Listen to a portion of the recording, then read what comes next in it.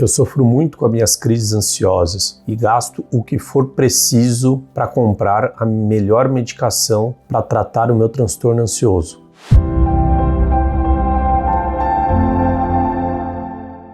Olá, eu sou Felipe Tapias, sou médico psiquiatra, esse é o canal Psiquiatria Baseada em Evidências e no vídeo de hoje eu vou explicar para vocês como o médico escolhe a medicação que vai fazer o tratamento da sua síndrome ansiosa e quais são as medicações mais indicadas para fazer o tratamento do seu transtorno ansioso. Quando o psiquiatra está fazendo o seu atendimento e ele elege o paciente dele a fazer um tratamento medicamentoso, existe uma forma dele se guiar para fazer a escolha da melhor medicação possível para o tratamento daquele indivíduo, daquele paciente. Portanto, durante a avaliação do psiquiatra, ele faz lá uma investigação, que é a entrevista, é aquela anamnese, normalmente extensa, da primeira consulta, em que ele vai coletar inúmeras informações para responder para ele próprio algumas dúvidas e, desta forma,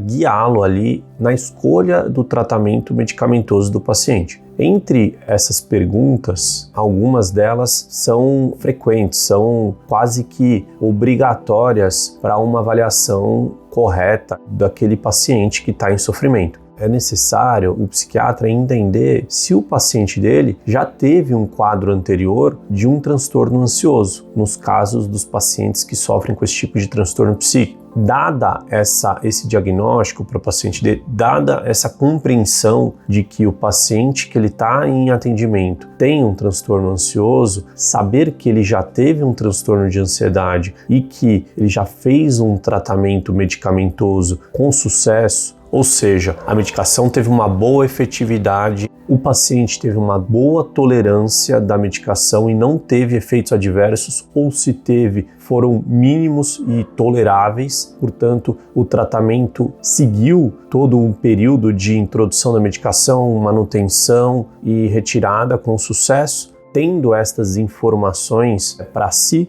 o médico pode colocar ali como uma grande prioridade iniciar com essa mesma medicação. O raciocínio ele é razoavelmente simples e, inclusive, já foi testado. Se o paciente já fez um tratamento para um tipo de quadro parecido com o que ele sofre atualmente ou quase igual, a probabilidade dele ter uma boa adaptação e uma boa tolerabilidade novamente é muito alta. Portanto, para esse paciente, a melhor medicação é a mesma medicação que ele usou anteriormente. Se esse transtorno atual tiver algumas características diferentes, talvez o médico não elegerá esta mesma medicação que você fez uso anteriormente. Agora, caso o paciente não tenha tido um quadro parecido, igual com o que ele está agora, o médico ele vai se guiar, ele vai ir por um caminho normalmente que é regulado por algumas diretrizes. O bom profissional tem para si algumas diretrizes, que nada mais é que como um consenso de alguns grupos de estudo, como universidades, como conselhos ou associações, que formado de bons médicos, pesquisadores, eles, através de estudos como meta-análise ou como ensaios clínicos duplo cego, estudos ali com grande embasamento, com um grau maior de embasamento científico, são utilizados para a formulação dessas diretrizes, desse consenso. E desta forma, publicado em revistas e com uma autoridade ali, com notoriedade, com uma credibilidade, os médicos acabam, portanto, após essa publicação, seguindo ali essas diretrizes, E para os tratamentos de síndromes ansiosas, já publicados naturalmente em algumas diretrizes, o que seguir dentro da prescrição medicamentosa, eu vou falar aqui as principais medicações que devem ser utilizadas. Medicações, portanto, como a classe dos inibidores seletivos de recaptura de serotonina, ou ISRS. Os inibidores seletivos que têm um bom sucesso para o tratamento das síndromes ansiosas são sertralina, fluoxetina, paroxetina e escitalopram.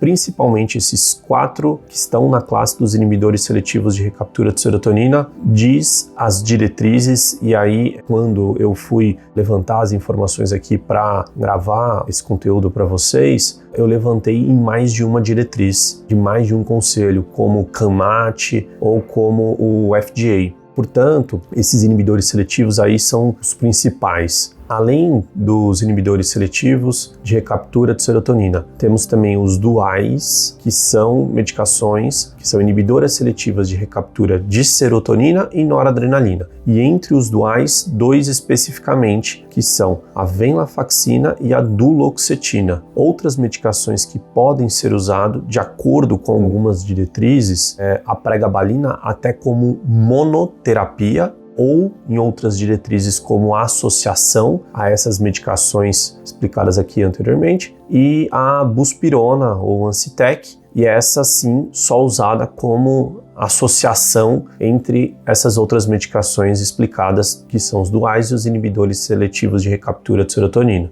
Essas são as principais medicações, então, que as diretrizes nos guiam para fazer um tratamento medicamentoso nos quadros de uma síndrome ansiosa. Medicações como benzodiazepínicos são muito utilizadas e necessárias numa boa parcela de casos de pacientes que sofrem com síndromes ansiosas. E uma boa analogia que faço dentro do meu consultório, quando estou atendendo um paciente, sobre o uso desses benzodiazepínicos, é que os benzodiazepínicos eles são um outro tipo de droga que são como sintomáticos. Por exemplo, quando você está com uma infecção de garganta bacteriana, essa infecção está gerando muita dor, um incômodo muito grande para engolir, gera uma prostração, outros sintomas mais inespecíficos, como uma dor de cabeça, né, uma sensação de cansaço, a febre e tal. E aí você toma um analgésico ou um antitérmico, anti-inflamatório, enfim, e essa medicação ela vai gerar em você um bem-estar rapidamente, né? A resposta de uma medicação anti-inflamatória, do analgésico, é razoavelmente rápido ali, entre 30 a 60 minutos. Você começa a sentir, quando a medicação tem efetividade, uma melhora do teu quadro de uma amidalite, por exemplo. Então você vai começar a se sentir melhor para engolir, para fazer atividades dentro da sua casa e assim por diante. Mas se a infecção é bacteriana, essa medicação ela não vai ter eficácia para tratar o quadro em si, né? Vai diminuir os sintomas, então é um sintomático, assim como o benzodiazepínico paralelamente é para um tratamento de uma síndrome ansiosa. E para a amidalite vai ser necessário o uso de um antibiótico para que faça o tratamento efetivo, atacando ali a infecção bacteriana. Os benzodiazepínicos, eles são drogas que atuam rapidamente nos sintomas ansiosos. Então vai melhorar a sensação de mal-estar, da apreensão, dos sintomas físicos que aquela ansiedade pode estar te gerando, como palpitação, a falta de ar e o aperto no peito. Mas o que vai tratar de fato o seu quadro, entre aspas, assim como o antibiótico tratou na infecção de garganta, são essas medicações que citei aqui anteriormente, né, dos inibidores seletivos e os duais. Elas que de fato vão estabilizar o seu quadro no caminho do tratamento medicamentoso. Naturalmente que a psicoterapia e a atividade física são ferramentas também, principalmente a psicoterapia, muito importantes e efetivas para tratar esse tipo de quadro. Então, dado o uso da medicação benzodiazepínica ou iniciado o uso da medicação benzodiazepínica, caso o seu médico opte por um tratamento associado com essa classe de medicações, e aí para explicar um pouco mais específico para vocês, o benzodiazepínico é o diazepam, o lorazepam, o clonazepam, o alprazolam. Então são medicações aí que têm um risco de causar dependência. Você pode criar tolerância ao uso da medicação, ela tem uma ação rápida, mas se tratada apenas com ela, você não vai fazer o tratamento efetivo. E aí, quando associado, logo que possível, começa o bom psiquiatra a fazer uma diminuição desse benzodiazepínico, assim possível, até que suspenda a medicação e ele siga o tratamento só com a medicação central ali, que é o inibidor seletivo ou o dual. É natural que em alguns casos não há esta facilidade de fazer a retirada do benzodiazepínico, e o paciente acaba fazendo uso deste benzodiazepínico por meses ou até anos. Mas, sabendo que o seu psiquiatra ele tem uma preocupação com essa medicação e que ele vai buscar estratégias para retirá-la em algum momento, isso que é muito importante. Porque nós aqui do outro lado, nós médicos psiquiatras sabemos que na prática alguns pacientes são muito difíceis de fazer essa retirada tão logo quando há uma melhora ali do quadro. Quando o paciente segue o tratamento com a medicação central, a sertralina, a fluoxetina, a venlafaxina, então